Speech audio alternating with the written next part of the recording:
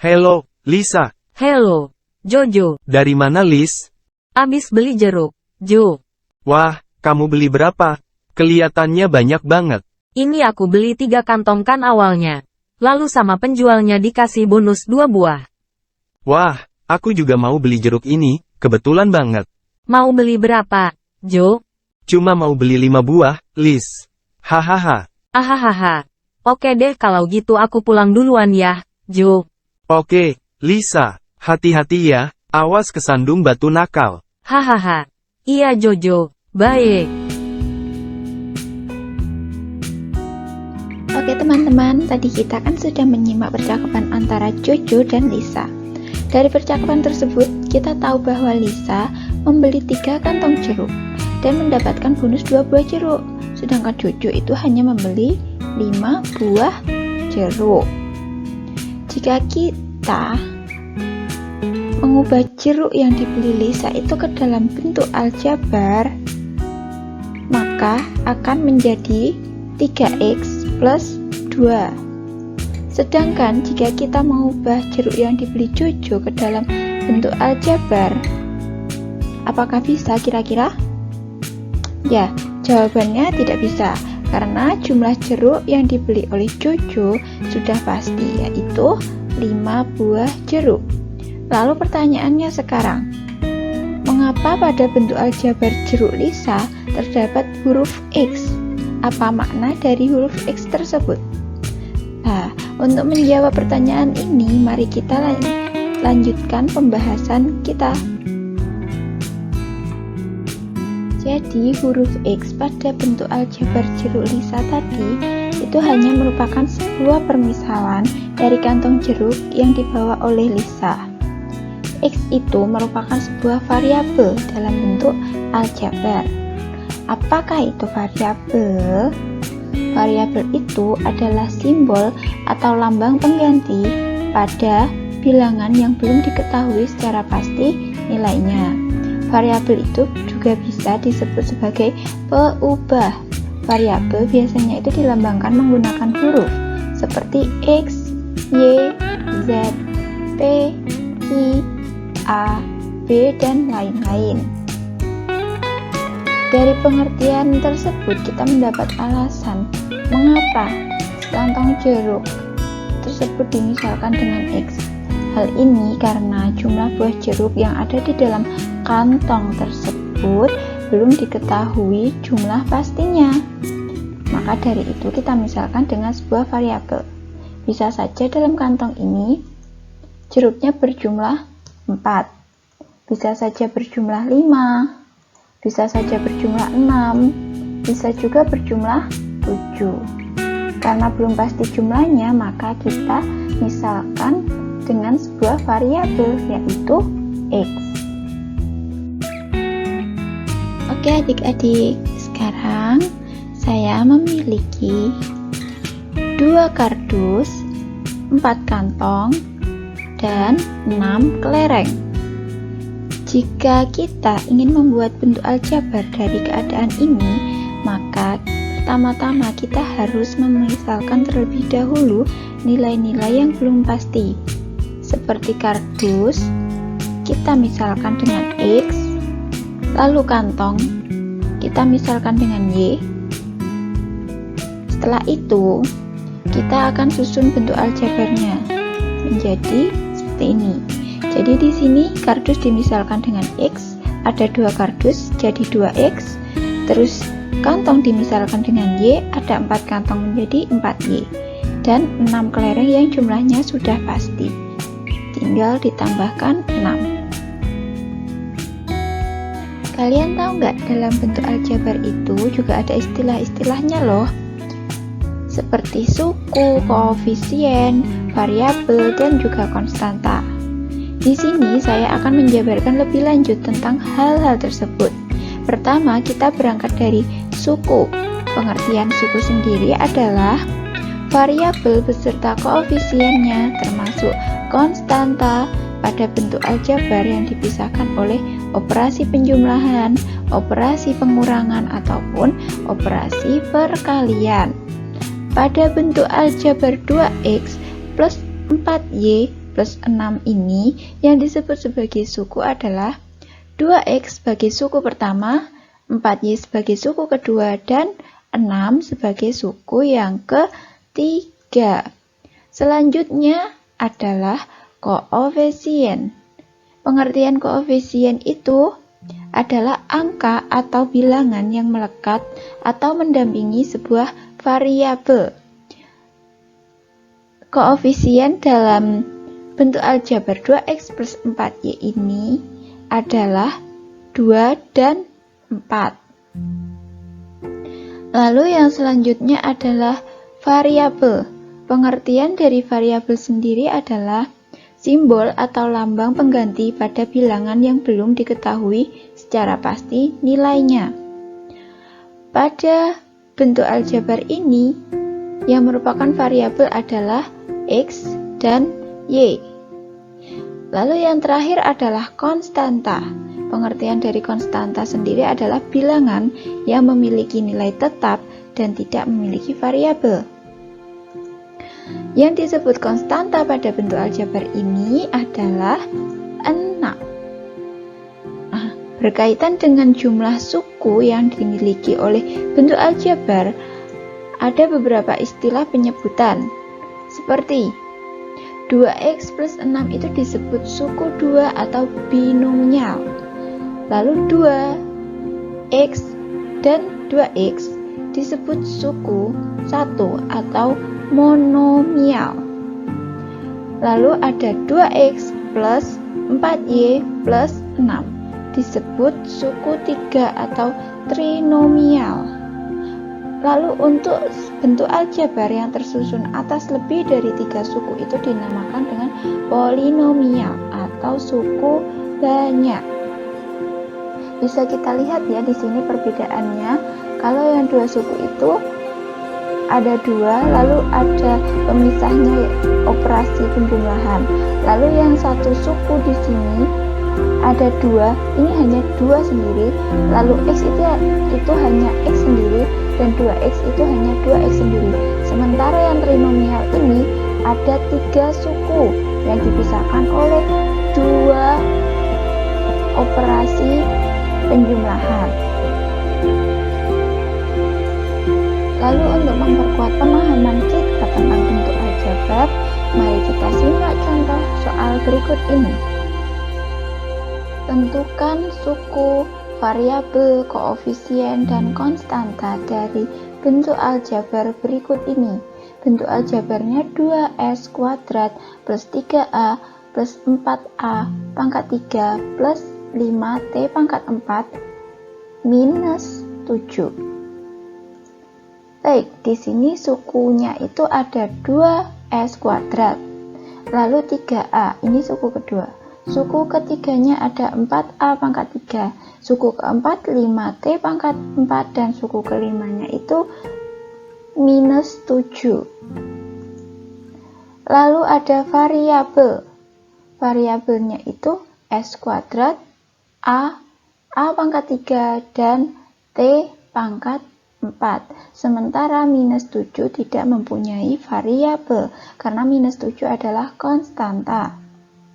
Lalu koefisiennya itu ada 2, 3, 4, dan 5. Kenapa minus 7 tidak masuk dalam koefisien? Karena minus 7 tidak mempunyai variabel. Lalu konstantanya itu hanya 1, yaitu minus 7.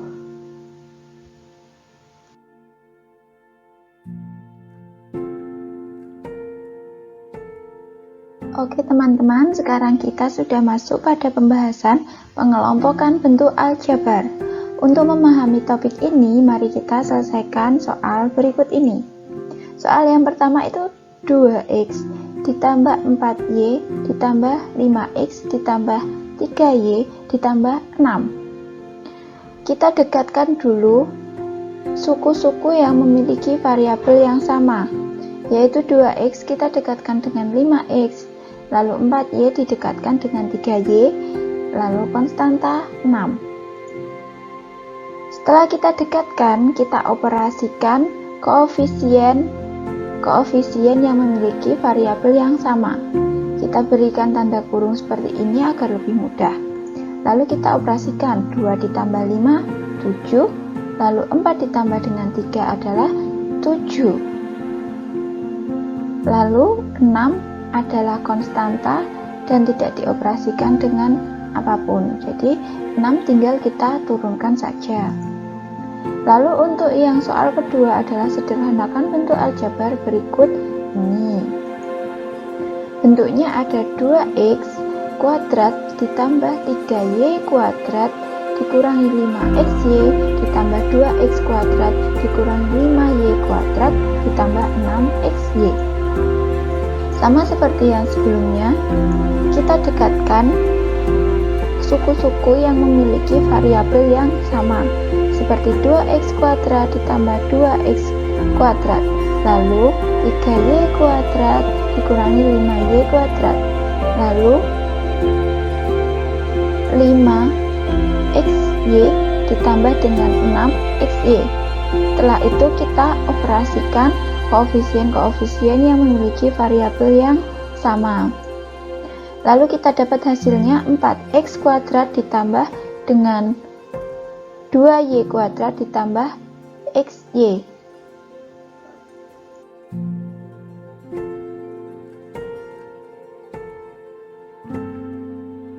Oke, sekarang kita masuk pada pembahasan operasi bentuk aljabar.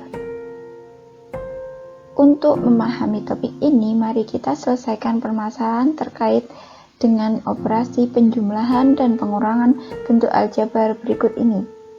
Permasalahan yang pertama itu, Pak Manduri merupakan seorang pemborong beras yang sukses di desa Dempo Timur. Pak Manduri mendapatkan pesanan dari pedagang pasar Pasean dan Waru di hari yang bersamaan. Pedagang pasar Pasean itu memesan 15 karung beras, sedangkan pedagang pasar Waru memesan 20 karung beras. Beras yang sekarang tersedia di gudang Pak Manduri itu hanya 17 karung beras. Misalkan X itu adalah massa tiap karung beras, nyatakan dalam bentuk aljabar. Yang pertama, total beras yang dipesan kepada Pak Manduri. Yang kedua, sisa beras yang ada di gudang Pak Manduri jika memenuhi pesanan pedagang pasar Pasean saja. Lalu yang ketiga itu kekurangan beras yang dibutuhkan Pak Manduri jika memenuhi pesanan pedagang pasar Waru saja. Untuk menjawab pertanyaan poin A, yaitu total beras yang dipesan kepada Pak Manduri, maka kita tuliskan dulu yang diketahui. Yang pertama itu pasar Pasean itu memesan 15 karung. Lalu pasar Waru memesan 20 karung. Total pesanannya berarti kan ada 35 karung. Jadi total beras yang dipesan kepada Pak Manduri itu jika dirupakan dalam bentuk aljabar menjadi 15x plus 20x sama dengan 35x. Lalu untuk pertanyaan poin yang kedua yaitu sisa beras. Kita tuliskan yang diketahui. Beras di gudang Pak Manduri itu ada 17 karung. Sedangkan pasar Pasean itu pesanannya ada 15 karung. Berarti sisa beras yang ada di gudang Pak Manduri tinggal 2 karung. Lalu kalau kita misalkan dalam bentuk aljabar itu 17 karung, itu berarti 17x dikurangi dengan 15x, 15 karung pesanan pasar Pasean, lalu tinggal sama dengannya itu adalah sisanya, yaitu 2 karung yang karungnya kita misalkan sebagai X. Lalu untuk pertanyaan poin C, kekurangan beras yang dibutuhkan jika memenuhi pesanan pasar Waru saja. Beras di gudang Pak Manduri tadi ada 17 karung.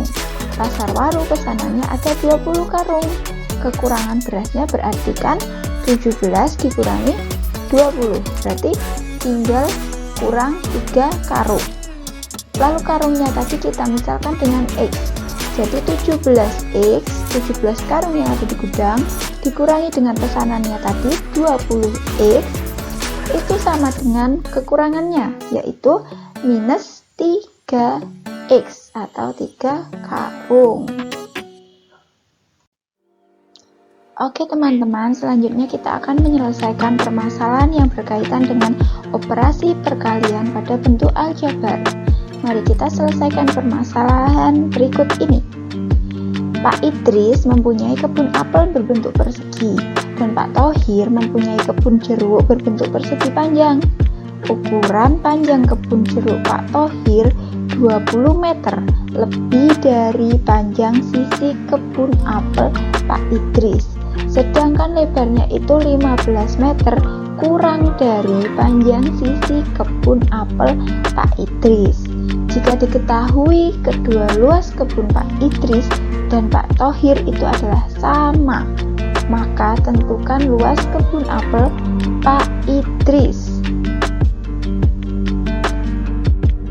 Untuk menjawab pertanyaan sebelumnya tadi, maka kita ubah dulu ke dalam bentuk aljabar dengan cara memisalkan. Kebun apel Pak Idris tadi kan bentuknya persegi, lalu panjangnya kita misalkan dengan X dan lebarnya juga kita misalkan dengan X. Kenapa kok panjang dan lebar kita misalkan dengan variabel yang sama? Itu karena bentuk dari kebun apel Pak Idris tadi kan persegi, jadi sisi-sisinya persegi itu memiliki panjang yang sama. Lalu kebun apel Pak Idris ini bentuknya kurang lebih seperti ini. Lalu luas dari persegi itu adalah sisi dikali sisi, berarti X dikali X, berarti berapa? X kuadrat. Baik, tadi kan kita sudah selesai dengan kebunnya Pak Idris. Sekarang kita lanjut kepada kebunnya Pak Thohir yang berbentuk persegi panjang. Kita misalkan panjangnya tadi kan lebih 20 meter dari kebunnya Pak Idris. Berarti X ditambah 20. Dengan X tadi kan panjang sisi dari kebunnya Pak Idris. Lalu lebarnya X min 15. Karena kebunnya Pak Thohir tadi lebarnya kurang 15 meter dari kebunnya Pak Idris. Untuk ilustrasinya seperti gambar berikut ini. Lalu luas persegi panjang kan rumusnya panjang dikali lebar. Kita substitusikan, panjangnya X ditambah 20 dikali dengan lebarnya X dikurangi 15. Untuk mengalikannya, kita kalikan secara berurutan seperti ini. X kita kalikan dengan X, jadinya X kuadrat. Lalu X dikalikan dengan min 15, jadinya min 15X. Lalu 20 kita kalikan dengan X, jadinya 20X. Lalu 20 dikalikan dengan min 15, jadinya min 300. Setelah itu kita substitusikan, setelah itu kita jumlahkan koefisien yang memiliki variabel yang sama, di mana di sini yang memiliki variabel sama adalah min 15 dan 20. Maka kita operasikan. Jadi setelah kita operasikan, kita mendapatkan hasil X kuadrat plus 5X min 30. Setelah kita mendapatkan luas kebun Pak Idris dan luas kebun Pak Thohir tadi, kita sama dengankan luas kedua kebun tadi seperti yang ada pada permasalahan tadi. Lalu luas kebunnya Pak Idris kan X kuadrat, luas kebunnya Pak Thohir X kuadrat plus 5X min 300. Kita sama dengankan. Lalu kita dekatkan yang memiliki variabel yang sama, yaitu X kuadrat min X kuadrat. Lalu ini tidak ada variabel yang sama lagi, 5X min 300. Lalu kita operasikan. X kuadrat dikurangi X kuadrat kan habis, tinggal 5X dikurangi 30. Lalu kita samakan kedua ruas dan kita mendapat X itu sama dengan 60.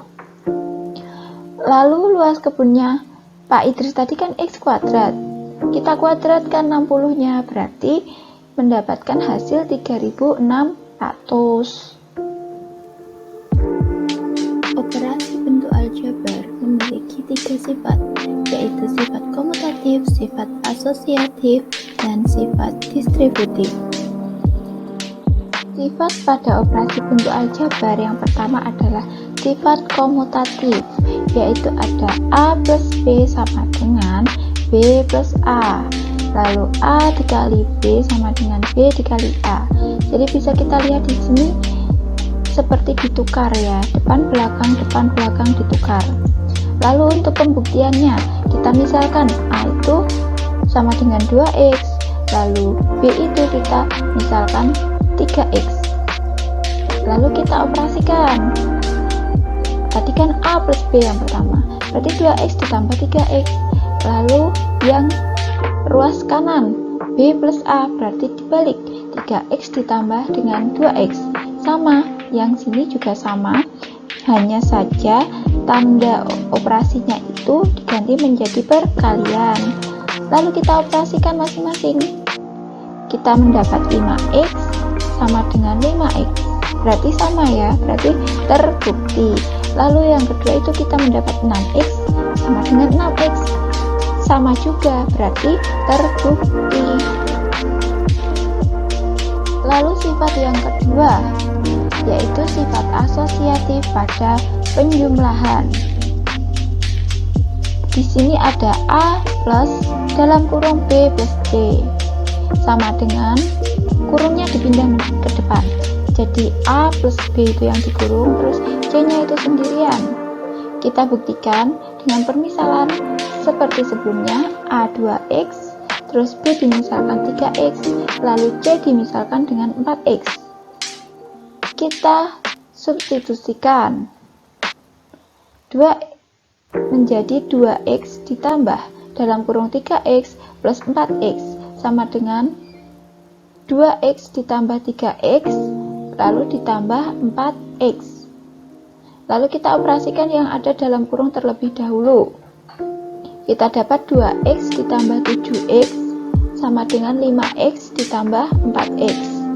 Setelah kita operasikan ternyata kita mendapat 9x sama dengan 9x, yang artinya sifat ini sudah terbukti.